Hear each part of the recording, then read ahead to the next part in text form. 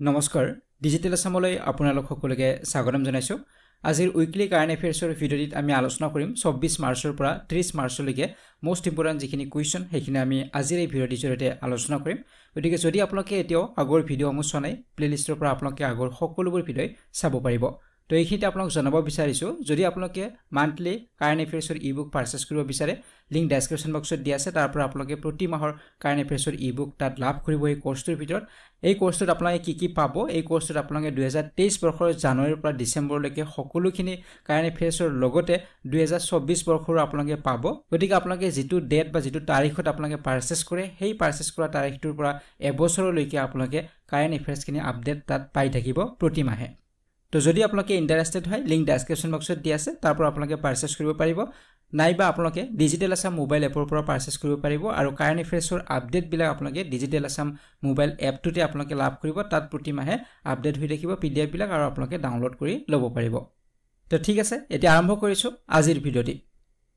so প্ৰথম প্ৰশ্নটোলৈকে আহিছো প্ৰথম প্ৰশ্নটোত সুধিছে AFSPA has been extended for 6 months in which districts of Assam যে অসমৰ কোনবোৰ জিলাত AFSPA 6 মাহৰ বাবে বৃদ্ধি কৰা হৈছে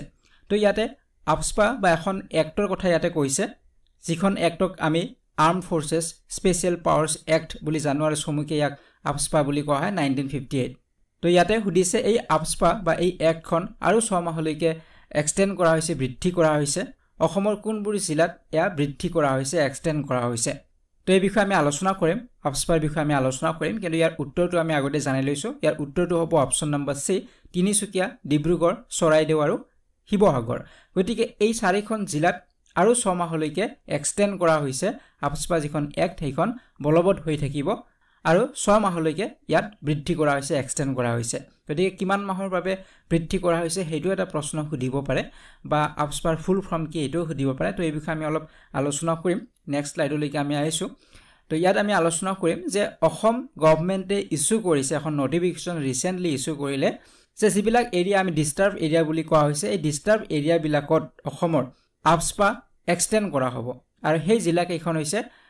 তিনিচুকীয়া ডিব্ৰুগড় চৰাইদেউ শিৱসাগৰ জিলা গতিকে ইয়াত এতিয়াও এটা মিলিটেন্ট গ্ৰুপ এক্টিভ হৈ আছে বুলি কৈছে চৰকাৰৰ তথ্যমতে আৰু সেইভাবে ইয়াক ডিস্টাৰ্বড এৰিয়া হিচাপে ইয়াক ৰখা হৈছে আৰু ইয়াত AFSPA বলবৎ হৈ থাকিব আৰু 6 মাহলৈকে ইয়াত বলবৎ হৈ থাকিব 2023 ৰ 1 অক্টোবৰ তাৰিখত ইয়াক এক্সটেন্ড কৰা হৈছিল মাৰ্চৰ 31 তাৰিখলৈকে এক্সটেন্ড কৰা হৈছে আৰু মাৰ্চৰ এই 31 তাৰিখত 2024 ৰ মাৰ্চৰ 31 তাৰিখত আকৌ ইয়াক এক্সটেন্ড কৰা হল 6 মাহলৈকে ঠিক আছে যেহেতু ইয়াত মিলিটেন্ট গ্ৰুপ এটাৰ এতিয়াও এক্টিভ হৈ আছে গতিকে সেই কাৰণে ইয়াত ডিস্টাৰ্ব এৰিয়া হিচাপে থাকিব বা AFSPA ইয়াত বলবৎ হৈ থাকিব গতিকে এই একখনে কিছু সিকিউৰিটি ফোৰ্স বিলাকক কিছু পাৱাৰ দিয়ে কিছু হিয়তক অপাৰেশনছ বিলাকৰ কাৰণে কিছু হিয়তক পাৱাৰ দিয়া হয় ক্ষমতা দিয়া হয় যেনে ধৰক তেওঁলোকে কোনো প্ৰায়ৰ ওয়াৰেন্ট নোহোৱাকে ইহতে এৰেষ্ট কৰিব পাৰিব কাৰোবাক যদি এৰেষ্ট কৰিব বিচাৰে তেওঁলোকে এৰেষ্ট কৰিব পাৰিব তাৰ কাৰণে কোনো আগতীয়াভাৱে ওয়াৰেন্ট লবলগীয়া নহয় গতিকে তেনে ধৰণৰ পাৱাৰ তেওঁলোকৰ থাকে তেওঁলোকে অপাৰেশনছ বিলাক কৰিব পাৰিব তাৰ বাবে তেওঁলোকে বিশেষ পাৰমিশনৰ প্ৰয়োজন নহয় গতিকে এনে ধৰণৰ আমাৰ যিবিলাক মিলিটাৰী আছে বা প্যাৰামিলিটাৰী আছে তেওঁলোকক কিছু পাৱাৰ দিয়া হয় ক্ষমতা দিয়া হয় এই একখনৰ জৰিয়তে তো ইয়াৰ ওপৰত আন দুখন এক্ট আছে ইয়াতে যেনে armed forces Punjab and Chandigarh special powers act 1983 এইখন হৈছিল কিন্তু ভাৰত স্বাধীনতাৰ পিছৰ যিখন প্ৰথমখন আছিল সেইখন আছিল armed forces special powers act 1958 আৰু এইখন আছিল আসাম আৰু মণিপুৰৰ কাৰণে তাৰ পিছত পাঞ্জাব এণ্ড চণ্ডীগড়ৰ আছিল এইখন armed forces special power act এইখন পিছত আহিলে 1983 আহিলে তাৰ পিছত জম্মু এণ্ড কাশ্মীৰৰ বাবে আছে armed forces special powers act 1990 কিন্তু আমি ইয়াত আলোচনা কৰি আছো বা আমাৰ প্ৰশ্নটো আহিছে 1958 যিখন আসাম এণ্ড মণিপুৰ সেইখনৰ কথাই আমাক ইয়াত সুধিছে আৰু সেইখনৰ আন্ডাৰত আমাৰ অসমৰ চাৰিখন জিলাক ডিস্টাৰ্ব এৰিয়া হিচাপে থাকিব আৰু অহা 6 মাহলৈকে 1 এপ্ৰিলৰ পৰা 6 মাহলৈকে ইয়াত AFSPA কাৰ্যকৰী হৈ থাকিব বা বলবৎ হৈ থাকিব কিন্তু ৰিসেন্টলি হোম মিনিষ্টাৰে ইয়া জানিবলৈ দিছে যে জম্মু এণ্ড কাশ্মীৰৰ পৰা যি armed forces special powers act হয় এইখন উইথড্ৰ কৰা হ'ব ইয়াত যিখিনি স্পেশাল সিকিউৰিটি দিয়া হৈছে সেইখিনি ইয়াৰ পৰা উইথড্ৰ কৰা হ'ব বুলি জানিবলৈ দিছে জম্মু এণ্ড কাশ্মীৰৰ পৰা গতিকে তেওঁলোকৰ তাত আৰু AFSPA নাথাকিব ঠিক আছে এই বিষয়ে আমি আৰু অলপ ডিটেইলছ জানি লৈছো ইয়াৰ হিষ্ট্ৰী সম্পৰ্কে আমি জানি লৈছো যিখন armed forces special powers Assam and Manipur act 1958 ৰ বিষয়ে সো আমি যদি প্ৰি ইণ্ডিপেণ্ডেন্সৰ কথা যদি আমি আলোচনা কৰোঁ ভাৰত স্বাধীনতাৰ আগৰ কথা এখন এই আপস্পাৰ দৰে এখন কণ্ট্ৰভাৰ্চিয়েল ল তেতিয়া কাৰ্যকৰী কৰা হৈছিলে আৰু সেইখন কাৰ্যকৰী কৰিছিলে ব্ৰিটিছাৰসকলে কাৰ্যকৰী কৰিছিলে এগেইনষ্ট কুইট ইণ্ডিয়া মুভমেণ্ট যে আমাৰ যি কুইট ইণ্ডিয়া মুভমেণ্ট 1942 মহাত্মা গান্ধীৰ দ্বাৰা ইন্ট্ৰডিউচ কৰা হৈছিলে ভাৰত ত্যাগ আন্দোলন তো তাক ডমিনেট কৰাৰ বাবে এই আপস্পাৰ দৰে এখন কণ্ট্ৰভাৰ্চিয়েল ল এখন অনা হৈছিলে আমি প্ৰি ইণ্ডিপেণ্ডেন্সত যদি যাওঁ ভাৰত স্বাধীনতাৰ আগলৈকে যাওঁ তেতিয়াহ'লে আমি তাৰ পৰা আৰম্ভ বুলি ক'ব পাৰোঁ আৰু সেইখনৰ মডেলতে ভাৰত স্বাধীনতাৰ পিছত যদি আমি চাওঁ সেইখনৰ মডেলতে পাৰ্লিয়ামেণ্টে তিনিখন ডিফাৰেণ্ট এক্টছ এই আপস্পাৰ আণ্ডাৰত তেওঁলোকে আনিছিলে বেলেগ বেলেগ ৰিজনৰ বাবে যি তিনিখনৰ কথা আমি আলোচনা কৰিলোঁ অলৰেডি প্ৰথমখন আছিলে আছাম এণ্ড মণিপুৰ এক্ট যিখন আছিলে 1958ত আৰু বাকি দুখনৰ কথা আমি আলোচনা কৰিলোঁ পাঞ্জাব এণ্ড চণ্ডীগড় 1983 আৰু জম্মু এণ্ড কাশ্মীৰ 1990 গতিকে তিনিখন আহিছিলে আৰু এয়া পোষ্ট ইণ্ডিপেণ্ডেন্স বা ভাৰত স্বাধীনতাৰ পিছৰ হয় আৰু ভাৰত স্বাধীনতাৰ আগৰ কথা যদি কওঁ আমি সেই ব্ৰিটিছাৰসকলে যি আনিছিলে কুইট ইণ্ডিয়া মুভমেণ্ট ডমিনেট কৰাৰ বাবে তাৰ পৰা এই মডেল লোৱা হৈছে তো যি কি নহওক arm forces special powers Assam and Manipur act 1958 এইখন কিয় এনাক্ট কৰা হৈছিলে সো এইখন বলবৎ কৰা হৈছিলে যে নাগা ইনচাৰ্জেঞ্চি আছিলে বা নাগা যি বিদ্ৰোহ হৈছিলে অসমৰ বিভিন্ন অঞ্চলত তো এই নাগা বিদ্ৰোহ ডমিনেট কৰাৰ বাবে বা এই সমস্যাটো সমাধান কৰাৰ বাবে ইন্ট্ৰডিউচ কৰা হৈছিলে 1958ত সো 1951ত কি হৈছিলে যে নাগা যি নেশ্যনেল কাউন্সিল হয় সো তেওঁলোকে ফ্ৰী সভৰেইন নাগা নেশ্যন তেওঁলোকে বিচাৰিছিলে আৰু 99% নাগাসকলে ভোট কৰিছিলে ফ্ৰী সভৰেইন নাগা নেশ্যনৰ বাবে আৰু তাৰ পিছত 1952 যেটো জেনাৰেল ইলেকশ্যন আছিলে হেয়াও বয়কট কৰিছিলে আৰু পিছত তেওঁলোকে গভৰ্ণমেণ্ট স্কুলছ বা অফিচ বিলাকত তেওঁলোকে বয়কট কৰা আৰম্ভ কৰিছিলে গতিকে এই সিচুৱেশ্যনটোক ডিল কৰাৰ বাবে Assam maintenance of public order act এখন অনা হৈছিলে 1953 আৰু ইয়াৰ আণ্ডাৰত ইয়াত আসাম ৰাইফলছ ইয়াক নিয়োগ কৰা হৈছিলে আসাম ৰাইফলছ নিয়োগ কৰা হৈছিলে ইয়াক ডমিনেট কৰাৰ বাবে বা এই সমস্যাটো সমাধান কৰাৰ বাবে আৰু পৰৱৰ্তী সময়ত আসামছ ডিষ্টাৰ্ব এৰিয়া এক্ট 1955 ইয়াত লাগু কৰা হৈছিলে কাৰ্যকৰী কৰা হৈছিলে কিন্তু আসাম ৰাইফল হওক বা ষ্টেট পুলিচ ফ'ৰ্চ হওক তেওঁলোকে এই নাগা যি ৰিবেলিয়ন হৈছিলে এই ৰিবেলিয়নক কন্ট্ৰোল কৰিব পৰা নাছিলে আৰু পৰৱৰ্তী সময়ত নাগা নেশ্যনেলিষ্ট কাউন্সিলে পেৰেলাল গভৰ্ণমেণ্ট সেটআপ কৰিছিলে 1956ত তেওঁলোকে পেৰেলাল গভৰ্ণমেণ্ট সেটআপ কৰিছিলে নাগা নেশ্যনেলিষ্ট কাউন্সিলে গতিকে এই থ্ৰীট যেটো আহিলে ভাবুকি আহিলে ইয়াক কন্ট্ৰোল কৰাৰ বাবে বা এই সমস্যাটো সমাধান কৰাৰ বাবে armed forces Assam Manipur special powers ordinance 1958ত জাৰি কৰা হৈছিলে আৰু ইয়াক কাৰ দ্বাৰা কৰা হৈছিলে ৰাষ্ট্ৰপতি ডক্টৰ ৰাজেন্দ্ৰ প্ৰসাদৰ দ্বাৰা কৰা হৈছিলে কেতিয়া 1958ৰ 22 মে তাৰিখত আৰু এই অৰ্ডিনেন্সটোৱে পৰৱৰ্তী সময়ত ইয়াক ৰিপ্লেস কৰা হ'ল আৰু ইয়াক arm forces Assam and Manipur special powers act of 1958 বুলি জনা গৈছে তো এইখিনি আছিলে ইয়াৰ ইতিহাস আছিলে এইখিনি আমি থুলমূলকৈ আমি আলোচনা কৰিলোঁ যদি আপোনালোকে আৰু বেছি ডিটেইলছ জানিব বিচাৰে তেনেহ'লে আপোনালোকে অলপ ষ্টাডি কৰিব এই বিষয়ে ঠিক আছে নেক্সট কুৱেশ্যনলৈকে আমি আহিছোঁ নেক্সট কুৱেশ্যনটো হৈছে ইয়াৰ 2024 marks which anniversary of raising day of Assam rifles যে 2024 বৰ্ষত অসম ৰাইফলছৰ উত্থান দিৱসৰ কোনটো বাৰ্ষিকী পালন কৰা হয় গতিকে ৰিসেন্টলি পালন কৰা হ'ল আসাম ৰাইফলছৰ ৰেইজিং ডে বা ইয়াৰ প্ৰতিষ্ঠা দিৱস বুলি আমি ক'ব পাৰোঁ গতিকে ইয়াক কিমান সংখ্যক প্ৰতিষ্ঠা দিৱস বা বাৰ্ষিকী পালন কৰা হৈছে 2024ত তো ইয়াৰ উত্তৰটো হ'ব অপচন নম্বৰ বি হ'ব 189 189 সংখ্যক বাৰ্ষিকী বা ৰেইজিং ডে আসাম ৰাইফলৰ পালন কৰা হ'ল ৰিসেন্টলি তো ইয়াৰ বিষয়ে অলপমান ডিটেইলছ জানি লৈছোঁ যে আসাম ৰাইফলছ ৰেইজিং ডে ইয়া প্ৰতি বছৰে পালন কৰা হয় 24 মাৰ্চ তাৰিখত পালন কৰা হয় আৰু ইয়াৰ জৰিয়তে আসাম ৰাইফলছক অনৰ বা সন্মান দিয়া হয় আৰু ইয়াক ক'ত পালন কৰা হৈছে ৱাৰ মেমৰিয়েল শ্বিলঙৰ লাইট কৰত ইয়াক সেলিব্ৰেট কৰা হৈছে আৰু বিভিন্ন বেলেগ বেলেগ স্থানতো কৰা হৈছে কিন্তু হেডকোৱাৰ্টাৰ আছে শ্বিলঙত পালন কৰা হৈছে তাৰ লগতে বাকি ঠাইবিলাকতো পালন কৰা হৈছে সো আসাম ৰাইফলছ হৈছে চেন্ট্ৰেল পেৰামিলিটাৰী ফ'ৰ্চ হয় তেওঁলোকে বৰ্ডাৰ সিকিউৰিটি হওক বা কাউণ্টাৰ যি ইনচাৰ্জেঞ্চি হয় বা ল এণ্ড অৰ্ডাৰ সিচুৱেশ্যন মেইনটেইন কৰা নৰ্থ ইষ্ট ইণ্ডিয়াত এইবিলাক ক্ষেত্ৰত তেওঁলোকক ব্যৱহাৰ কৰা হয় তো ইয়াৰ উপৰিও তেওঁলোক ৰেছপন্সিবল হয় ইণ্ডো ম্যানমাৰ যেটো বৰ্ডাৰ এই বৰ্ডাৰটো সুৰক্ষা দিয়াও তেওঁলোকৰ দায়িত্ব হয় গতিকে কেতিয়া প্ৰতিষ্ঠা হৈছিলে বুলি যদি আমি সুধো আমাক যদি সুধে আসাম ৰাইফলছ কেতিয়া এষ্টাব্লিছ হৈছিলে হেয়া 1835ত আৰু তেতিয়া আসাম ৰাইফলছ বুলি জনা নগৈছিলে তেতিয়া কাছাৰ লেভি বুলি জনা গৈছিলে আৰু সেই সময়ছোৱাত চাহ বাগান যিবিলাক আছিলে টি গাৰ্ডেন যিবিলাক আছিলে বা ফাৰ্টাইল যিবিলাক প্লেইনছ আছিলে এইবিলাকক সুৰক্ষা দিয়াৰ বাবে কিন্তু পৰৱৰ্তী সময়ত ব্ৰিটিছৰ যে ৰাজত্ব বা সেয়া এক্সপাণ্ড হ'ল ব্ৰিটিছ ৰাজৰ পৰিসৰ বৃদ্ধি হ'ল নৰ্থ ইষ্ট ইণ্ডিয়াত ঠিক তাৰ লগে লগে এই আছাম ৰাইফলছৰো যিটো পৰিসৰ বৃদ্ধি হ'ল বিভিন্ন ধৰণৰ যি ইনচাৰ্জেঞ্চি কেছ হয় বা বিদ্ৰোহ হয় সেই বিদ্ৰোহৰ প্ৰতিৰোধ কৰাৰ বাবে আছাম ৰাইফলছক ব্যৱহাৰ কৰা আৰম্ভ কৰিছিলে আৰু তাৰ পৰৱৰ্তী সময়ছোৱাত ইয়াক আছাম ফ্ৰণ্টিয়াৰ পুলিচ বুলিও কোৱা হৈছিলে 1883 ইয়াক ডিজাইন কৰা হৈছিল বা ৰিডিজাইন কৰা হৈছিল পুনৰ নামাকৰণ কৰা হ'ল আছাম ফ্ৰণ্টিয়াৰ পুলিচ বুলি 1883 তাৰপিছত 1891ত ইয়াক আছাম মিলিটাৰী পুলিচ বুলি কোৱা হ'ল তাৰপিছত east Bengal and Assam military police বুলিও কোৱা হৈছিলে 1913ত east Bengal and Assam military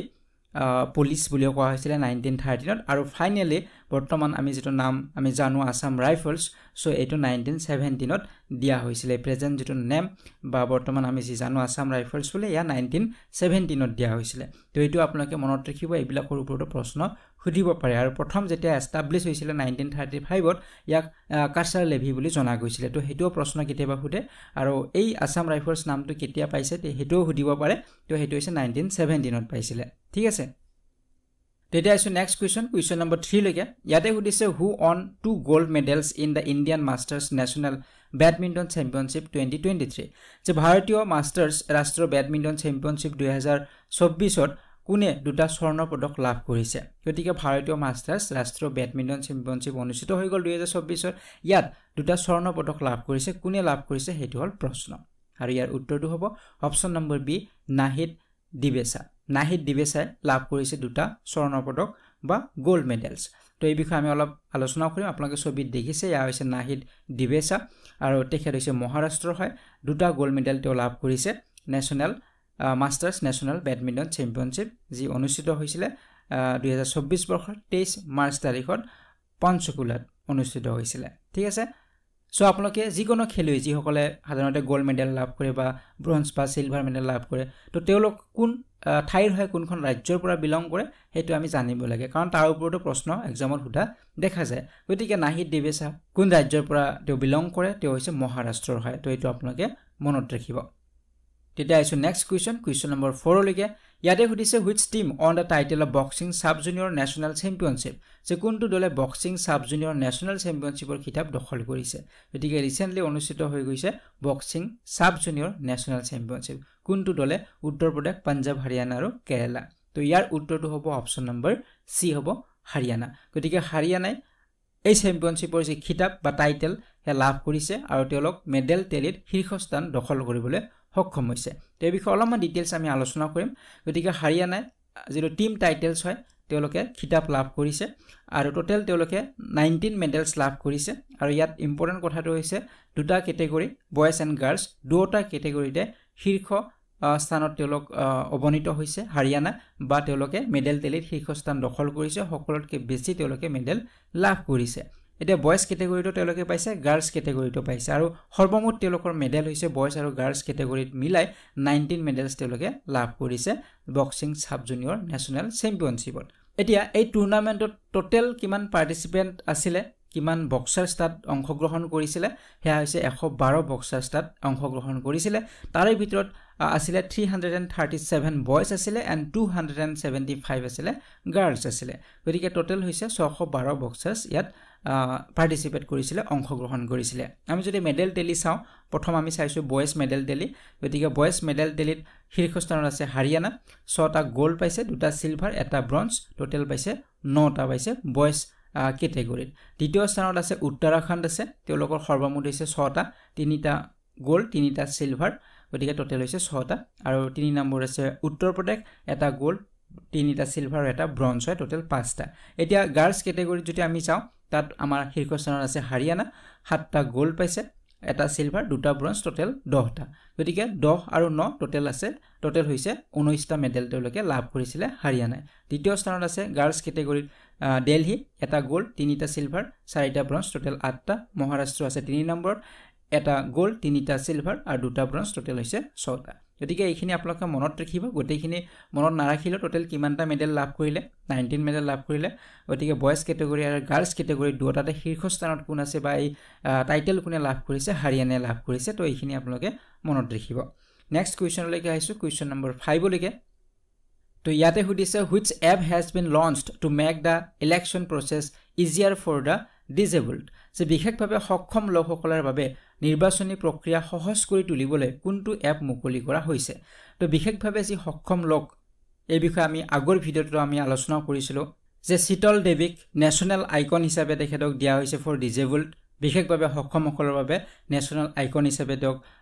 নিৰ্বাচিত কৰা হৈছে বা তেওঁক সিলেকশন কৰা হৈছিল শীতল দেৱীক তেখেত পেৰা আৰ্চাৰ হয় গতিকে এই বিষয়ে আমি আগৰ ভিডিঅ'ত আমি আলোচনা কৰিছিলোঁ গতিকে ইলেকশ্যন কমিছনে বিশেষভাৱে সক্ষমসকলৰ বাবে বিভিন্ন সহায় বা বিভিন্ন সুবিধা প্ৰদান কৰিছে গতিকে এটা এপ মুকলি কৰা হৈছে আৰু এই এপটোৰ জৰিয়তে তেওঁলোকে বিভিন্ন ইনফৰমেশনছ বিলাক পাই থাকিব তেওঁলোকৰ সুবিধাবিলাকৰ বিষয়ে জানিব পাৰিব গতিকে ইয়াত সুধিছে সেই এপটোৰ নাম কি আৰু এপটোৰ নাম হৈছে অপচন নম্বৰ সি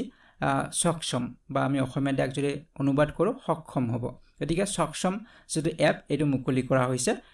ডিজেবল সকলৰ বাবে ইলেকশ্যন প্ৰসেসটো যাতে আৰু বেছি ইজি হয় তেওঁলোকৰ বাবে তেওঁলোক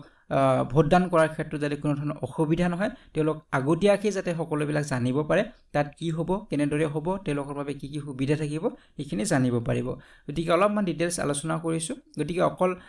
এপ মুকলি কৰাই নহয় ইলেকশ্যন কমিছনে বিভিন্ন সুবিধা প্ৰদান কৰিছে বিশেষভাৱে সক্ষমসকলৰ বাবে যিসকল ভোটাৰ্ছ 85 ইয়াৰ্ছৰ ওপৰত হয়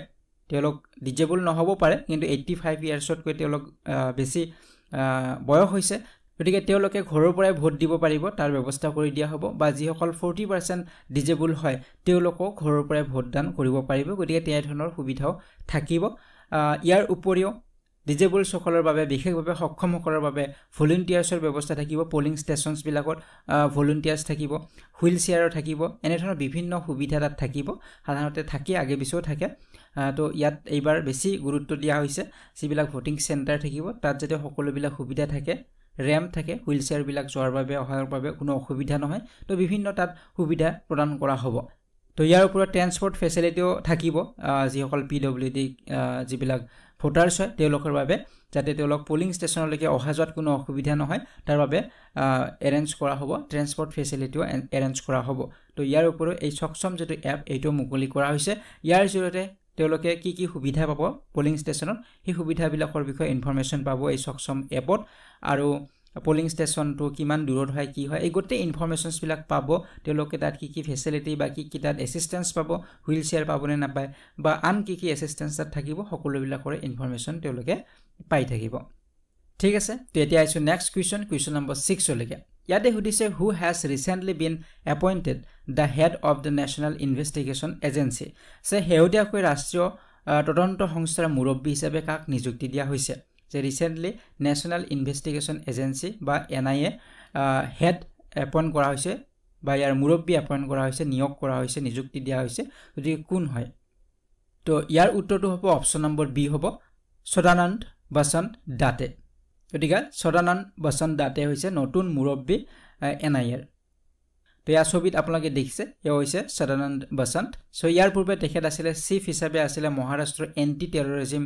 স্কোৱাড তো ইয়াৰ তেওঁ মুখ্য হিচাপে বা মুৰব্বী হিচাপে আছিলে আৰু তেওঁক এতিয়া এপইন্ট কৰা হৈছে director general of national investigation agency তেওঁক মুৰব্বী হিচাপে এনআইএৰ মুৰব্বী হিচাপে তেওঁক এপইন্ট কৰা হৈছে গতিকে তেখেতৰ পৰা আমি মোটিভেশ্যনো পাব পাৰোঁ তেওঁৰ পৰা আমি যথেষ্ট মোটিভেশ্যন পাব পাৰোঁ গতিকে তেখেত ডাঙৰ দীঘল হৈছিলে মহাৰাষ্ট্ৰৰ পুনেত আৰু তেওঁৰ যথেষ্ট ফাইনেন্সিয়েল প্ৰবলেম তেওঁৰ আছিলে বহুত তেওঁ ফাইনেন্সিয়েলি ষ্ট্ৰাগল কৰিব লগা হৈছিলে তেওঁ আনকি নিউজ পেপাৰো তেওঁ সেল কৰিব লগা হৈছিলে নিউজ পেপাৰ বিক্ৰী কৰিব লগা হৈছিলে তেওঁৰ ফেমিলিটোক সাপোৰ্ট কৰাৰ বাবে ফেমিলিটো চলোৱাৰ বাবে তেওঁ নিউজ পেপাৰো বিক্ৰী কৰিবলগীয়া হৈছিলে কিন্তু এই যিমানবিলাক ভেৰিয়াছ আছে ইকনমিক্যাল ভেৰিয়াছ বা ফাইনেন্সিয়েল ভেৰিয়াছ থকাৰ উপৰি তেখেতে যথেষ্ট কষ্ট কৰি ইউপিএসসি এক্সাম তেওঁ ক্ৰেক কৰিছিলে আৰু ইণ্ডিয়ান পুলিচ সাৰ্ভিস বা আইপিএস হিচাপে তেখেতে নিযুক্তি লাভ কৰিছিলে গতিকে তেওঁৰ লাইফ ষ্টৰীৰ পৰা আমি যথেষ্ট ইনস্পিৰেশ্যন পাব পাৰোঁ ঠিক আছে এতিয়া আইছো নেক্সট কুৱেশ্যন নম্বৰ 7 লৈকে ইয়াতে সুধিছে who has been named as the new ambassador of India to Myanmar যে ম্যানমাৰত ভাৰতৰ নতুন ৰাষ্ট্ৰদূত হিচাপে কাক নিযুক্তি দিয়া হৈছে গতিকে ম্যানমাৰত ভাৰতৰ নতুন ৰাষ্ট্ৰদূত বা এম্বেছাডৰ নিযুক্তি দিয়া হৈছে কাক নিযুক্তি দিয়া হৈছে হেতু হল প্ৰশ্ন আৰু ইয়াৰ উত্তৰটো হ'ব অপশ্যন নম্বৰ এ হ'ব অভয় ঠাকুৰ ইয়াৰ ছবিত আপোনালোকে দেখিছে অভয় ঠাকুৰ গতিকে অভয় ঠাকুৰ পূৰ্বতে সিনিয়ৰ ডিপ্লোমেট হিচাপে আছিল মিনিষ্ট্ৰি অফ এক্সটাৰ্নেল এফেয়াৰ্ছৰ আৰু এতিয়া তেওঁক এপইণ্ট কৰা হৈছে তেওঁক এম্বেছাডৰ হিচাপে ম্যানমাৰৰ ঠিক আছে নেক্সট কুৱেশ্যনলৈকে আহিছোঁ কুৱেশ্যন নম্বৰ 8 লৈকে ইয়াতে সুধিছে which team made the biggest team score in IPL history যে IPLৰ ইতিহাসত কোনটো দলে সৰ্বাধিক দলীয় স্ক'ৰ কৰিছিলে তো ৰিচেণ্টলি সৰ্বাধিক দলীয় স্ক'ৰ কৰা হৈছে IPL ইতিহাসত গতিকে এটা দলে যি ৰান সংগ্ৰহ কৰে 20টা অভাৰ হেয়া সৰ্বাধিক ৰান গোটেই IPLৰ ইতিহাসত কৰিবলৈ সক্ষম হৈছে ৰিচেণ্টলি গতিকে কোনটো দলে সক্ষম হৈছে হেতু হল প্ৰশ্ন তো ইয়াৰ উত্তৰটো হ'ব অপশ্যন নম্বৰ বি সানৰাইজাৰ্ছ হায়দৰাবাদ গতিকে ৰিচেণ্টলি সানৰাইজাৰ্ছ হায়দৰাবাদে এই ৰেকৰ্ড ব্ৰেক কৰিবলৈ সক্ষম হৈছে IPLৰ ইতিহাসত এয়া সকলোতকৈ ডাঙৰ এটা টোটেল তেওঁলোকে কৰিবলৈ সক্ষম হৈছে আৰু তেওঁলোকে 20টা অভাৰত 277 ৰান বা 277 ৰানছ কৰিবলৈ সক্ষম হৈছিল তিনিটা উইকেট তেওঁলোকে হেৰুৱাইছিলে তিনিটা উইকেটৰ বিনিময়ত তেওঁলোকে 20টা অভাৰত 277 ৰান বা 277 ৰানছ কৰিবলৈ সক্ষম হৈছিল আৰু এই খেলখন কাৰ এগেইনষ্টত আছিল কাৰ বিপক্ষে আছিল মুম্বাই ইণ্ডিয়ানছৰ বিপক্ষে আছিল গতিকে IPLৰ ইতিহাসত 20টা অভাৰত বা IPL খেলত কেতিয়াও ইমান ৰান হোৱা নাছিল গতিকে 277 ৰানছ তেওঁলোকে কৰিবলৈ সক্ষম হৈছে গতিকে ইয়াৰ পূৰ্বৰ যি ৰেকৰ্ড যেটা আমি চাও 2013 চনত RCB স্ক'ৰ কৰিছিল পুনে ৱাৰিয়ৰ্ছৰ এগেইনষ্টত 265 ৰানছ তেওঁলোকে কৰিছিল এটো আছিল হাইয়েষ্ট ৰান আছিল আৰু তাৰ পিছত এই ৰেকৰ্ড ব্ৰেক কৰি 277 ৰানছ কৰিবলৈ সক্ষম হৈছে সানৰাইজাৰ্ছ হায়দৰাবাদে ঠিক আছে এতিয়া আইছো নেক্সট কুৱেশ্যন নম্বৰ 9 লৈকে ইয়াতে সুধিছে in which country is the Baltimore bridge which was in the news recently সে হেৱতীয়াকৈ বাতৰিৰ শিৰোনাম দখল কৰা বাল্টিমোৰ দলংখন কোনখন দেশত আছে তো ৰিচেণ্টলি আপোনালোকে নিউজত পাইছে এখন ব্ৰিজ এখন জাহাজে খুন্দিয়াৰ ফলত সেই ব্ৰিজখন কলাপস হৈছিল বা ভাঙি পৰিছিল গতিকে সেই ব্ৰিজখন বা সেই ঘটনাটো কোনখন দেশৰ হয় হেতু হল প্ৰশ্ন তো ইয়াৰ উত্তৰটো হ'ব অপশ্যন নম্বৰ ডি তো আপোনালোকে ছবিত দেখিছে এই ছবিখন আপোনালোকে নিশ্চয় সোশ্যাল মিডিয়াত হওক নিউজত হওক আপোনালোকে দেখিছে গতিকে এনেদৰে জাহাজ এখনে খুন্দিয়াৰ ফলত এই ব্ৰিজখন ভাঙি গৈছিল ভাঙি পানীত পৰিছিল গতিকে এই ব্ৰিজখন কোনখন ঠাইৰ হয় ইউএছৰ মেৰিল্যান্ডৰ বাল্টিমোৰ নামৰ এখন সিটিত আছিল এই ঘটনাটো হৈছিল গতিকে ইউএছৰ মেৰিল্যান্ড বাল্টিমোৰ নামৰ এখন সিটি এখনত হৈছিল এই ঘটনাটো আৰু এখন কাৰ্গো শিপ হয় এই আপোনালোকে দেখিছে এই জাহাজখনে সিংগাপুৰৰ পৰা আহি আছিল আৰু ফ্ৰান্সিছ স্কট কি ব্ৰিজ এই ব্ৰিজখনৰ নাম আছিল ফ্ৰান্সিছ স্কট কি ব্ৰিজ এই ব্ৰিজখনক খুন্দিয়ে আৰু তাৰ ফলত এই ব্ৰিজখন পানীত ভাঙি পৰে গতিকে ইয়াৰ ফলত যথেষ্ট ক্ষতি হৈছে আৰু সেই দেশৰ ইকোনমিক কিছু ক্ষতি হোৱা বুলি ইতিমধ্যে জনাইছে গতিকে ইয়াত দুটামান প্ৰশ্ন হ'ব পাৰে যে এইখন কোনখন সিটিত হয় বাল্টিমোৰ এটো মনত ৰাখিব লাগিব ব্ৰিজখনৰ নাম কি আছিল হেতু সুধিব পাৰে ফ্ৰান্সিছ স্কট কি ব্ৰিজ হয় তো হেতু সুধিব পাৰে তাৰ ওপৰত কোনখন নদীৰ ওপৰত আছিল ব্ৰিজখন হেতু সুধিব পাৰে সো পাটাস্কো ৰিভাৰৰ ওপৰত আছিল পাটাস্কো ৰিভাৰ বাল্টিমোৰ সিটিত তো এটো মনত ৰাখিব এখন 1977 ত এখন নিৰ্মাণ কৰা হৈছিল আৰু মেইনটেনেন্সৰ অভাৱৰ কাৰণে আসলতে এনে ধৰণৰ ঘটনা হোৱা বুলি জানিবলৈ দিছে তো এতিয়া আইছো নেক্সট কুৱেশ্যন নম্বৰ 10 লৈকে ইয়াতে সুধিছে who is the first umpire from Bangladesh to be included in the ICC elite panel of umpires যে বাংলাদেশৰ পৰা ICC এলিট পেনেল অফ আম্পায়াৰত অন্তৰ্ভুক্ত হোৱা প্ৰথমজন আম্পায়াৰ কোন গতিকে ইয়াতে সুধিছে বাংলাদেশৰ পৰা ICC এলিট পেনেলত অন্তৰ্ভুক্ত হৈছে এগৰাকী আম্পায়াৰ বাংলাদেশৰ এগৰাকী আম্পায়াৰ গতিকে তেওঁ হৈছে প্ৰথম গৰাকী আম্পায়াৰ বাংলাদেশৰ যে এই পেনেলত অন্তৰ্ভুক্ত হৈছে গতিকে তেওঁৰ নাম কি হেতু হল প্ৰশ্ন আৰু ইয়াৰ উত্তৰটো হ'ব সাৰফুদ্দুল্লাহ ইবনে শাহিদ তো ইয়াৰ ছবিত আপোনালোকে দেখিছে সাৰফুদ্দুল্লাহ সো তেওঁ হৈছে প্ৰথম গৰাকী বাংলাদেশী আম্পায়াৰ হয় যিয়ে ICC বা ইন্টাৰনেশ্যনেল ক্ৰিকেট কাউন্সিলৰ এলিট আম্পায়াৰৰ যেটো পেনেল তাত তেওঁ নাম অন্তৰ্ভুক্ত কৰিবলৈ সক্ষম হৈছে আৰু আম্পায়াৰৰ কাৰণে এটো এটা বহুত ডাঙৰ এটা সন্মান হয় গ্ৰেট এটা অনাৰ হয় যিসকলে এই ICCৰ এলিট আম্পায়াৰ পেনেলত অন্তৰ্ভুক্ত কৰিবলৈ সক্ষম হয় নিজৰ নাম তো এইখিনিতে আমাৰ এটা প্ৰশ্ন আহিব পাৰে ICC এলিট পেনেলনো কি হয় গতিকে এলিট যেটো পেনেল হয় ICC আম্পায়াৰ্ছৰ তো এই পেনেলত যিসকলৰ নাম অন্তৰ্ভুক্ত হয় তেওঁলোকক ইন্টাৰনেশ্যনেল ক্ৰিকেট কাউন্সিলে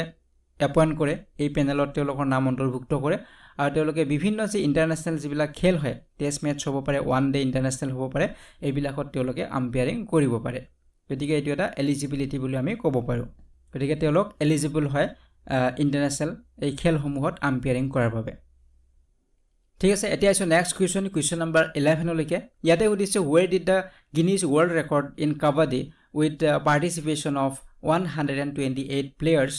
event take place যে 128 জন খেলুৱৈৰ অংশগ্ৰহণেৰে কাবাডীত গিনিছ ৱৰ্ল্ড ৰেকৰ্ড কোড অনুষ্ঠিত হয় যে 128 গৰাকী খেলুৱৈৰে কাবাডী খেলা হয় আৰু এই কাবাডী গিনিছ ৱৰ্ল্ড ৰেকৰ্ডত নাম অন্তৰ্ভুক্ত কৰিবলৈ সক্ষম হৈছে কিন্তু ইয়াক কোড হৈছে হেতু হল প্ৰশ্ন তো ইয়াৰ উত্তৰটো হ'ব অপচন নম্বৰ সি হ'ব পঞ্চকুলা হাৰিয়ানা গতিকে হাৰিয়ানাৰ পঞ্চকুলাত অনুষ্ঠিত হৈছিল এই কাবাডী খেল 128 গৰাকী খেলুৱৈৰে অংশগ্ৰহণ কৰিছিল আৰু ইয়াত গিনিছ ৱৰ্ল্ড ৰেকৰ্ড কৰিবলৈ সক্ষম হৈছে তো ইয়া কিমান তাৰিখত হৈছিল ইয়া 24 মাৰ্চ তাৰিখত হৈছিল 2024 ত আৰু এই কোড অনুষ্ঠিত হৈছিল টাউ ডেভিলাল ইনডোৰ ষ্টেডিয়ামত হৈছিল হাৰিয়ানাৰ পঞ্চকুলাত অনুষ্ঠিত হৈছিল কিমান গৰাকী খেলুৱৈ ইয়াত অংশগ্ৰহণ কৰিছে 128 গৰাকীয়ে অংশগ্ৰহণ কৰিছিল গতিকে এখন এমওইউ সাইন কৰা হৈছিল হলিষ্টিক ইন্টাৰনেশ্যনেল প্ৰবাসী স্পৰ্টছ এছ'চিয়েশ্যন আৰু হাৰিয়ানা গভৰ্ণমেণ্টৰ মাজত এখন চুক্তি স্বাক্ষৰ হৈছিল আৰু এই চুক্তি মতে কাবাডীক যাতে গ্লোবেলি প্ৰমোট কৰিব পাৰে কাবাডী খেলটোক যাতে গোটেই বিশ্বতে ইয়াক প্ৰচাৰ কৰিব পাৰে বা প্ৰমোট কৰিব পাৰে গ্লোবেলি তাৰ বাবে এখন চুক্তি হৈছিল আৰু সেইভাবে এই গিনিছ ৱৰ্ল্ড ৰেকৰ্ডৰ ব্যৱস্থা কৰা হৈছিল ঠিক আছে এতিয়া আছো নেক্সট কুৱেশ্যন নম্বৰ 12 লৈকে ইয়াতে কৈছে what is the name of the app of election commission of India used for reporting violations of the model code of conduct তো ইয়াতে কৈছে আচৰণ বিধি উলংঘাৰ খবৰ দিয়াৰ বাবে ব্যৱহাৰ কৰা ভাৰতীয় নিৰ্বাচন আয়োগৰ এপটোৰ নাম কি তো ইয়াত আমি আন এটা এপৰ কথা ইয়াত পাম যে আমাৰ নিৰ্বাচন যি বিধি সেই বিধি যদি কোনোবা দলে উলংঘা কৰে কোনোবা পাৰ্টি উলংঘা কৰে তাৰ আমি খবৰ দিব লাগে বিভিন্ন দল বিলাকে আমাৰ কি কৰে আচৰণ বিধি বা কোড অফ কন্ডাক্ট আমাৰ ভায়োলেট কৰা দেখা যায় তো হেবিলাক খবৰ দিব গলে আমি হয়তো নিৰ্বাচন আয়োগৰ ওচৰত যাব লাগিব বা ডিস্ট্ৰিক্টত আমাৰ যি আছে হেতাত যাব লাগিব সো আমি অফিসত নযোৱাকে এই এপটোৰ জৰিয়তে আমি কমপ্লেইন কৰিব পাৰিম বা ৰিপোৰ্ট কৰিব পাৰিম সেই ভায়োলেশনস বিলাক গতিকে সেই এপটোৰ নাম কি হেতু হল ইয়াতে প্ৰশ্ন আৰু ইয়াৰ উত্তৰটো হ'ব অপচন নম্বৰ বি সি ভিজিল গতিকে সি ভিজিল এই যেটো এপ এই এপটোৰ জৰিয়তে আচৰণ বিধি উলংঘাৰ খবৰ আমি দিব পাৰিম বা ৰিপোৰ্ট আমি কৰিব পাৰিম গতিকে ইলেকশন কমিশনে এই এপটো লঞ্চ কৰিছে সি ভিজিল আৰু এই এপটোৰ জৰিয়তে সি আচৰণ বিধি উলংঘা যিয়ে কৰিব তেওঁৰ আমি যদি ৰিপোৰ্ট কৰিব বিচাৰো তেতিয়া আমি ৰিপোৰ্ট কৰিব পাৰিম এই এপটোৰ জৰিয়তে আমি কোনো ধৰণৰ অফিসত ভিজিট কৰিব নালাগে গতিকে এপটোত আমি ৰেকৰ্ড কৰিব পাৰিম যদি ভিডিও আমি ৰেকৰ্ড কৰিব বিচাৰো সাপোজ কিবা আমি ভায়োলেশন দেখিছো হেতু আমি ৰেকৰ্ড কৰিব লাগে তো আমি ইয়াত ভিডিও ৰেকৰ্ড কৰিব পাৰিম গতিকে ৰিপোৰ্ট কৰিব পাৰিম বা আমি ফটো ইয়াত প্ৰেৰণ কৰিব পাৰিম ফটো ভিডিও এই সকলো বিলাকে আমি সাবমিট কৰিব পাৰিম এই এপটোৰ জৰিয়তে তাৰ পিছত ইলেকশনত আমাৰ যিবিলাক এক্সপেন্ডিচাৰ কৰা হয় খৰচ কৰা হয় তো তাৰো এটা হিসাব থাকে তাতকৈ যদি বেছি আমি খৰচ কৰা দেখা পাওঁ বা এনে ধৰণৰ যদি ভায়োলেট কৰে এক্সপেন্ডিচাৰক তো হেতু আমি কমপ্লেইন কৰিব পাৰিম বা ৰিপোৰ্ট কৰিব পাৰিম এই এপটোৰ জৰিয়তে গতিকে আমাৰ chief election commissioner Rajiv Kumar so তেখেতে জানিবলৈ দিছে যে আমাৰ ভাৰতীয় নাগৰিকসকলে এই এপটোৰ জৰিয়তে এনে ধৰণৰ ভায়োলেশনস বিলাক তেওঁ ৰিপোৰ্ট কৰিব পাৰিব আৰু 100 মিনিটৰ ভিতৰত ইয়াৰ এগেইনষ্টত কমপ্লেইন লোৱা হ'ব বুলি তেওঁ জনাইছে গতিকে ৰিপোৰ্ট কৰাৰ 100 মিনিটৰ ভিতৰতে একচন লোৱা হ'ব যেটো কমপ্লেইন তেওঁলোকে ৰিসিভ কৰিব তাৰ ওপৰত একচন লোৱা হ'ব তো ইয়াৰ ওপৰত এই এপটোৰ আন এটা সুবিধা আছে হেতু হৈছে আপুনি যেতিয়া ৰিপোৰ্ট কৰিব তাত আপোনাক এটা ইউনিক আইডি দিয়া হ'ব আৰু সেই ইউনিক আইডিৰ জৰিয়তে আপুনি ট্ৰেক কৰিব পাৰিব যে আপোনাৰ যিটো কমপ্লেইন সেই কমপ্লেইনটো কি হল কিমান দূৰ প্ৰগ্ৰেছ হল কিমান দূৰ আগবাঢ়িলে বা একচন লোৱা হল নে নহল গতিখিনি ট্ৰেক কৰিব পাৰিব বা চাই থাকিব পাৰিব কিমানখিনি প্ৰগ্ৰেছ হৈছে ঠিক আছে তো নেক্সট কুৱেশ্যন লৈকে আইছো কুৱেশ্যন নম্বৰ 13 ইয়াতে সুধিছে who reclaimed the title of the world's richest person according to the Hurun Global Rich List 2024 সে 2024 চনৰ হুৰুন গ্লোবাল ৰিচ লিষ্ট অনুসৰি বিশ্বৰ আটাইতকৈ ধনী ব্যক্তিৰ খিতাপ কোনে পুনৰ দখল কৰিলে গতিকে আগত আমি যোৱা বছৰ যি পাইছিলো হুৰুন গ্লোবাল ৰিচ লিষ্ট 2024 ৰ সকলোতকৈ বিশ্বৰ আটাইতকৈ ধনী ব্যক্তি তেওঁ পুনৰ দখল কৰিছে গতিকে নিশ্চয় আপোনালোকৰ মনত আছে আমি যোৱা বছৰ আলোচনা কৰিছিলো আগৰ জন আছিল এলন মাস্ক আৰু এইবাৰো হুৰুন গ্লোবাল ৰিচ লিষ্ট 2024 মতে বিশ্বৰ আটাইতকৈ ধনী ব্যক্তিজন হৈছে এলন মাস্ক সো হুৰুন গ্লোবাল লিষ্ট যে 2024 ইয়া ৰিলিজ কৰা হৈছে 2024 26 মাৰ্চ তাৰিখত ৰিলিজ কৰা হৈছে আৰু ইয়াত এই লিষ্টখনত যদি আমি চাওঁ ইয়াত 167 নতুন বিলিয়নাৰিজ গোটেই বিশ্বৰ ভিতৰতে 167 নতুনকে বিলিয়নাৰিজ ইয়াত অন্তৰ্ভুক্ত হৈছে গতিকে টোটাল যদি আমি চাওঁ এই গোটেই লিষ্টখনৰ গোটেই বিশ্বত কিমান বিলিয়নাৰিজ আছে সেয়া হৈছে 3279 হ'ব 3279 ইণ্ডিভিজুৱেলছ হয় যিসকল গোটেই বিশ্বৰ ভিতৰতে হয় তেওঁলোক বিলিয়নাৰিজ হয় গতিকে নতুনকৈ এড হৈছে এই বছৰ 167 নতুন বিলিয়নাৰিজ এই লিষ্টত অন্তৰ্ভুক্ত হৈছে আৰু এলন মাস্কে তেওঁ ৰিক্লেইম কৰিছে পুনৰবাৰ তেওঁ বিশ্বৰ আটাইতকৈ ধনী ব্যক্তিৰ যেটো খিতাপ তেওঁ লাভ কৰিছে বা আটাইতকৈ ধনী ব্যক্তিৰ তালিকাত তেওঁ ৰখা হৈছে আৰু তেওঁৰ যেটো নেট ওৰ্থ কিমান হয় হেয়া ইউএছ ডলাৰত যদি আমি চাও 231 বিলিয়ন হয় তেওঁৰ নেট ওৰ্থ সো হেতু আপোনালোকে মনত ৰাখিব হেতুও প্ৰশ্ন সুধিব পাৰে তেওঁৰ নেট ওৰ্থ কিমান হয় ইউএছ ডলাৰ 231 বিলিয়ন হয় তাৰ পিছতে 2 নম্বৰত আছে জেফ বেজছ আৰু 3 নম্বৰত আছে বাৰ্নাৰ্ড আৰ্নল্ড আছে তো ইয়াত আপোনালোকে টপ 10 দেখিবলৈ পাব ইয়াতে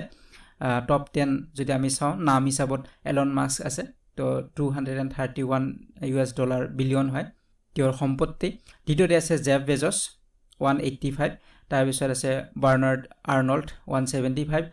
মাৰ্ক জুকাৰবাৰ্গ আছে 4 নম্বৰত আছে তেওঁৰ হৈছে 158 লেৰি এলিসন আছে 144 Warren Buffett 144 Steve Ballmer 143 Bill Gates আছে 138 লেৰি পেছ আছে 123 আৰু মুকেশ আম্বানী টপ 10ত আমাৰ আছে আৰু মুকেশ আম্বানী আমাৰ ভাৰতবৰ্ষৰ হয় 115 তেওঁৰ বিলিয়নছ হয় তেওঁৰ সম্পত্তি তো নেট ওৰ্থ বুলি যদি আমাৰ সুধা হয় মুকেশ আম্বানী কিমান ইউএছ ডলাৰ 115 বিলিয়ন হ'ব ঠিক আছে তো টপ 10ত আমাৰ অন্তৰ্ভুক্ত হৈছে ভাৰতৰ মুকেশ আম্বানী গতিকে আমাক যদি সুধে ইয়াতে এটা প্ৰশ্ন আৰু হ'ব পাৰে যে মুকেশ আম্বানী বিশ্বৰ সকলকে ধনী ব্যক্তিৰ তালিকাত কিমান নম্বৰত তেওঁ আছে গতিকে তেওঁ টপ 10ত আছে বা 10 নম্বৰ স্থানত তেওঁ অন্তৰ্ভুক্ত হৈ আছে সো ইয়াৰ ওপৰত এনে ধৰণৰ সুধিব পাৰে যে কোনখন দেশত আটাইতকৈ বেছি বিলিয়নাৰিজ আছে তেনে ধৰণৰ প্ৰশ্ন হ'ব পাৰে সো আটাইতকৈ বেছি বিলিয়নাৰিজ আছে চাইনাত আছে 814 আছে গতিকে 814 বিলিয়নাৰিজ আছে চাইনাত দ্বিতীয়তে আছে ইউএছএত আছে 800 বিলিয়নাৰিজ আছে ইণ্ডিয়া আছে আমাৰ 3 নম্বৰ ৰেংকত ইণ্ডিয়াত আছে 271 বিলিয়নাৰিজ আছে গতিকে এইবাৰ নতুনকৈ 94 এড হৈছে এইবাৰ নতুনকৈ 94 এড হৈছে এই লিষ্টত গতিকে বৰ্তমান আমাৰ বিলিয়নাৰিজৰ সংখ্যা হৈছে ভাৰতবৰ্ষত 271 বিলিয়নাৰিজ আছে বা ব্যক্তি আছে 271 গৰাকী ব্যক্তি আছে যিসকল বিলিয়নাৰিজ হয় ঠিক আছে নতুনকৈ কিমান এড হৈছে 94 গৰাকী এড হৈছে তো তেনেদৰে বাকি বিলাক কান্ট্ৰিৰ দিয়া আছে ইউকে জাৰ্মানী এনেদৰে দিয়া আছে গোটেইখিনি গতিকে আমাৰ কান্ট্ৰি হিচাপত যদি চোৱা যায় ইণ্ডিয়া আমাৰ 3rd ৰেংকত আছে আমাৰ বিলিয়নাৰিৰ সংখ্যাৰ ফালৰ পৰা যদি চোৱা যায় আমাৰ দেশত 3rd ৰেংকত আমাৰ আছে 271 গৰাকী ফাৰ্স্ট হৈছে চাইনা 814 হয় কিন্তু এই বছৰ তেওঁলোকৰ 155 গৰাকী কমি গৈছে মাইনাস হৈছে ঠিক আছে এটা নেক্সট কোৱেশ্চনলৈকে আইছো ইয়াত আৰু কোৱেশ্চন হ'ব পাৰে এই লিষ্টৰ পৰা ইয়াতে কোৱেশ্চনত সুধিছে 14 নম্বৰ কোৱেশ্চনত who retain the title of Asia's richest person according to the Hurun Global Rich List 2024 যে হুৰুন গ্লোবাল ৰিচ লিষ্ট 2024 অনুসৰি এছিয়াৰ আটাইতকৈ ধনী ব্যক্তিৰ খিতাপ কোনে ধৰি ৰাখিলে গতিকে আগৰ প্ৰশ্নটো আছিল গোটেই বিশ্বৰ আটাইতকৈ ধনী ব্যক্তি ইয়াতে সুধিছে এছিয়াৰ আটাইতকৈ ধনী ব্যক্তি গতিকে এছিয়াৰ আটাইতকৈ ধনী ব্যক্তি বুলি যদি সুধে উত্তৰ হ'ব অপচন নম্বৰ সি মুকেশ আম্বানী গতিকে মুকেশ আম্বানী হৈছে এছিয়াৰ আটাইতকৈ ধনী ব্যক্তি আৰু এলন মাস্ক হৈছে গোটেই বিশ্বৰ আটাইতকৈ ধনী ব্যক্তি ঠিক আছে তো এই বিষয়ে আমি অলপমান ডিটেইলছ আলোচনা কৰিম যে মুকেশ আম্বানী তেখেতক আমি সকলোৱে জানো chairman of Reliance industry so তেখেতে এছিয়াৰ ৰিচাৰ্চ পাৰ্সনৰ পজিশনটো এইবাৰতে ৰাখিবলৈ সক্ষম হৈছে আৰু তেওঁৰ যেটো নেট ওৰ্থ হৈছে ইউএছডি আমি অলপ আগত আলোচনা কৰিছিলে ইউএছ ডলাৰত 115 বিলিয়ন হয় সো ইয়াৰ পিছতে যদি আমি চাও গৌতম আদানীৰ কথা আমি মনত ৰাখিব লাগিব তেখেতৰ যেটো গ্লোবাল যেটো ৰেংক হয় আমি আগৰ আমি আলোচনা কৰা নাই 10 নম্বৰলৈকে আমি আলোচনা কৰিছিলো টপ 10ত আছে আমাৰ মুকেশ আম্বানী আৰু 15 যেটো স্পট হয় এই 15 স্পটত আছে গৌতম আদানী তেওঁৰ যেটো নেট ওৰ্থ হয় হেতু হৈছে ইউএছ ডলাৰ 86 বিলিয়ন হয় তো এটা আছে নেক্সট কোৱেশ্চন আৰু এটো হৈছে আজিৰ ভিডিঅ'ৰ শেষৰটি প্ৰশ্ন কোৱেশ্চন নম্বৰ 15 ইয়াতে সুধিছে which city surpassed Beijing to become Asia's billionaire capital for the first time according to the information provided যে তথ্য অনুসৰি কোনখন চহৰে বেইজিংক অতিক্ৰম কৰি প্ৰথমবাৰৰ বাবে এছিয়াৰ কোটিপতি ৰাজধানী হিচাপে পৰিগণিত হৈছে গতিকে এছিয়াৰ বিলিয়নাৰী ক্যাপিটেল বুলি যদি আমাৰ কোৱা হয় তেনেহলে আমাৰ সাধাৰণতে বেইজিংৰ কথা আমি জানিছিলো বা পাইছিলো কিন্তু এইবাৰ বেইজিংক শেয়াৰ পেলাই এছিয়াৰ নতুন বিলিয়নাৰী ক্যাপিটেল হিচাপে নাম অন্তৰ্ভুক্ত কৰিবলৈ সক্ষম হৈছে এছিয়াৰ কোটিপতি ৰাজধানী হিচাপে কোন হয় হেতু হল প্ৰশ্ন উত্তৰ হ'ব অপচন নম্বৰ বি হ'ব মুম্বাই সো আমি অলপ আগত আলোচনা কৰি আছো আমাৰ ভাৰতবৰ্ষত এইবাৰ বিলিয়নাৰী সংখ্যা যথেষ্ট বাঢ়িছে এই বিষয়ে আমি অলপ আগত আলোচনা কৰিলৈ পাইছো কিমান সংখ্যক বাঢ়িছে তো এতিয়া গ্লোবালি আমাৰ যদি ৰেংকটো আমি চাও তেনেহলে 271 আমাৰ বিলিয়নাৰীজ আছে আমি অলপ আগত আলোচনা কৰিছিলো সো নতুনকৈ ইয়াত 94 ইন্ডিভিজুৱেলছ বা 94 বিলিয়নাৰীজ এড হৈছে অন্তৰ্ভুক্ত হৈছে গতিকে টোটেল আমাৰ 271 আমি অলপ আগত পাইছিলো গতিকে মুম্বাই এবাৰ অতিক্ৰম কৰিছে বেইজিংক আৰু এছিয়াৰ বিলিয়নাৰী কেপিটেল হিচাপে যদি আমি চাও প্ৰথমবাৰৰ বাবে মুম্বাই ইয়াত নাম অন্তৰ্ভুক্ত কৰিবলৈ সক্ষম হৈছে তেয়া যদি আমি চাও এছিয়াৰ ভিতৰত প্ৰথম হৈছে মুম্বাই য'ত আমাৰ মুম্বাইত 92 বিলিয়নাৰীজ আছে মুম্বাইত কিমান আছে 92 বিলিয়নাৰীজ আছে আৰু বেইজিংৰ যদি চাও বেইজিংত 91 আছে গতিকে আমাৰ এজন বিলিয়নাৰী বেছি আছে মুম্বাইত গতিকে সেই কাৰণে মুম্বাই হৈছে শীৰ্ষস্থানত আছে ঠিক তেনেদৰে 3 নম্বৰত চাংঘাই আছে গতিকে এনে ধৰণে ইয়াত এইখন লিষ্টখন দিয়া হৈছে গতিকে আমি যদি চাও প্ৰথমবাৰৰ বাবে মুম্বাই এছিয়াৰ বিলিয়নাৰী কেপিটেল হিচাপে নাম অন্তৰ্ভুক্ত কৰিবলৈ সক্ষম হৈছে কিমান বিলিয়নাৰী আছে মুম্বাইত 92 গৰাকী তো এইখিনি আপোনালোকে মনত ৰাখিব সংখ্যাবিলাক মনত ৰাখিব যথেষ্ট ইম্পৰ্টেন্ট হয় গতিখিনি কথা আমি ডিসকাস কৰিছো